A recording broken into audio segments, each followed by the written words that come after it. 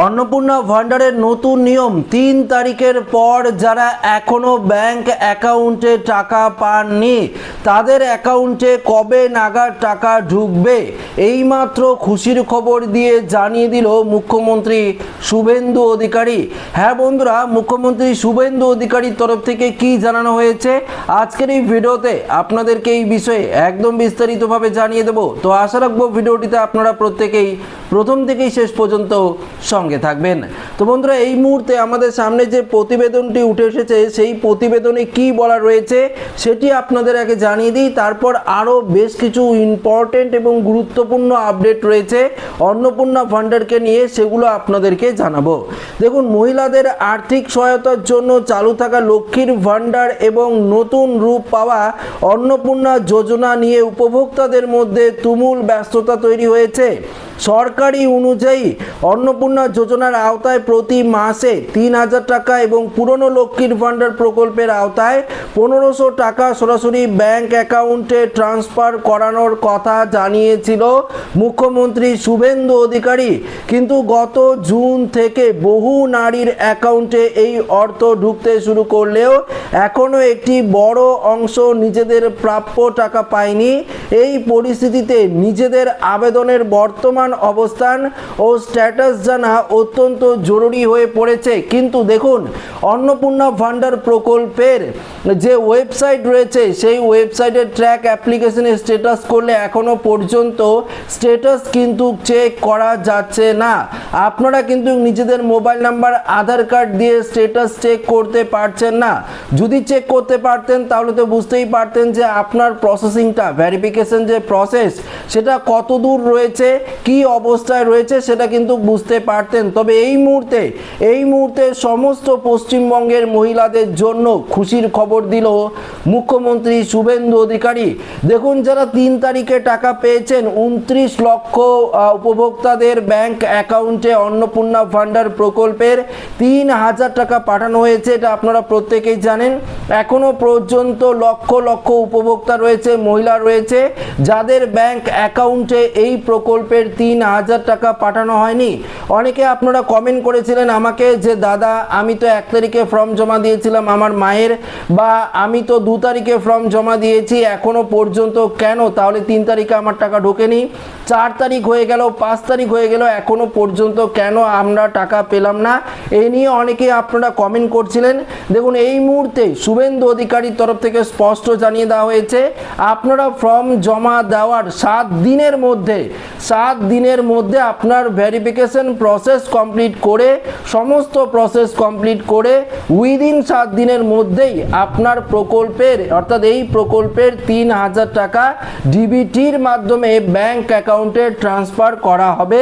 এটা কিন্তু পরিষ্কারভাবে জানিয়ে দিল এইমাত্র মুখ্যমন্ত্রী শুভেন্দু অধিকারী।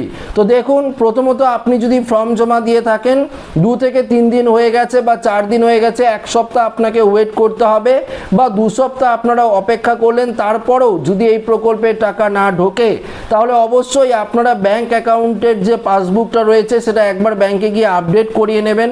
কখনো SMS নাও আসতে পারে, বা যদি আপনার ব্যাংক অ্যাকাউন্টের সঙ্গে কেওয়াইসি লিঙ্ক না থাকে তো অবশ্যই করিয়ে নেবেন কেওয়াইসি। যদি কেওয়াইসি না থাকে তাহলেও কিন্তু এই প্রকল্পের টাকা ঢুকবে না, ডিবিটি না থাকলে তো ঢুকবেই না।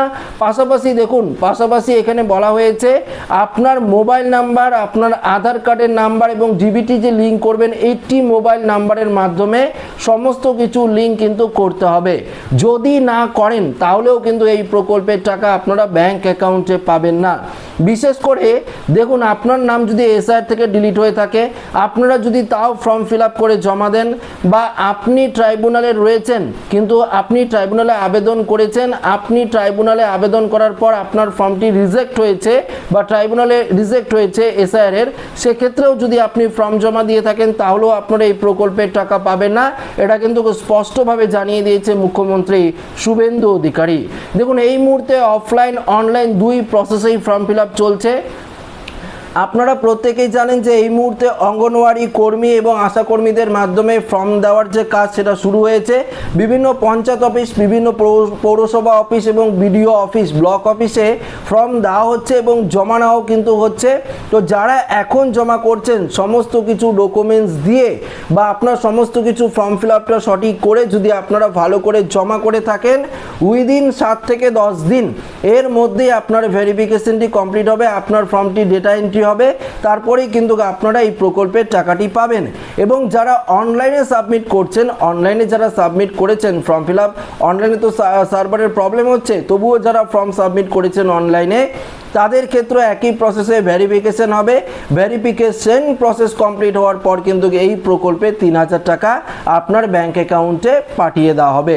দেখুন, এক্ষেত্রে মুখ্যমন্ত্রী শুভেন্দু অধিকারী পরিষ্কারভাবে জানিয়ে দিয়েছে, যেহেতু 90 দিন সময় রয়েছে, আপনারা ধীরে সুস্থে আস্তে ধীরে ভালো করে ফর্মটিকে ফিল আপ করে জমা করলে এই প্রকল্পের টাকা আপনারা পাবেন। তবে ফর্মের মধ্যে কোনো কিছু ভুল ইনফরমেশন আপনারা দেবেন না, এটা কিন্তু পরিষ্কারভাবে জানিয়ে দেওয়া হয়েছে। পাশাপাশি দেখুন, আপনারা ফর্ম জমা 1 মাসের মধ্যেই যতটা সম্ভব এই জুন মাসের মধ্যেই অন্নপূর্ণা ভান্ডারের যে সমস্ত প্রসেস কাজ সেটা শেষ করতে চাইছে রাজ্য সরকার, তাই পুরোদমে কাজ চলছে। 90 দিন সময় দিয়েছে, যারা আগে করে ফেলবেন বা সমস্ত কাজটা যদি করে নেওয়া যায় 1 মাসের মধ্যে, তাহলে রাজ্য সরকারের সুবিধা হবে অনেকটাই পরবর্তী প্রকল্পগুলো চালু করতে। কেননা এখনও যুবশক্তি প্রকল্প বাকি রয়েছে, অন্যান্য যে বেকার ভাতা, বিধবা ভাতা, বার্ধক্য ভাতা, এগুলো নিয়ে তো প্রসেস করতে হবে, সেই সমস্ত প্রকল্পগুলো বাকি রয়েছে। তাই অন্নপূর্ণা ভান্ডার প্রকল্পের কাজ দ্রুত শেষ করতে চাইছে রাজ্যের মুখ্যমন্ত্রী শুভেন্দু অধিকারী। তো বন্ধুরা, আশা করি এখানে আপনারা বুঝতেই পারলেন, ফর্ম ফিল আপ করবেন, অপেক্ষা করবেন, অবশ্যই এই প্রকল্পের টাকা আপনার ব্যাংক অ্যাকাউন্টে ঢুকে যাবে। তো আশা রাখবো ভিডিওটি প্রত্যেকের ভালো লেগেছে। ভিডিওটি ভালো লাগলে লাইক করবেন, বন্ধুদের সাথে শেয়ার করবেন, নতুন হয়ে থাকলে চ্যানেলটিকে সাবস্ক্রাইব করে আমাদের সঙ্গে জুড়ে থাকবেন। ধন্যবাদ।